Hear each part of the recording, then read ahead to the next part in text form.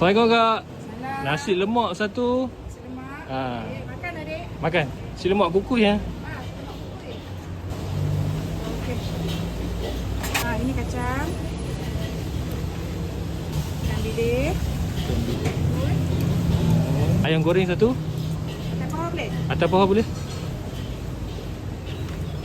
Ada sambal udang. Boleh, saya nak 3 ekor. Buka dari pukul berapa sampai pukul berapa kak? Kami buka start pukul 5 sampai 10 malam. Ha? Kerang ada kerang. Kerang boleh?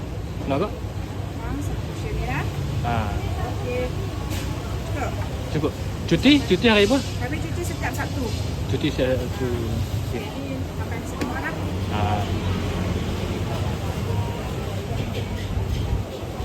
Set macam ni total RM14. RM14 lah. Ya. Okey. Kami bulan puasa kami jaga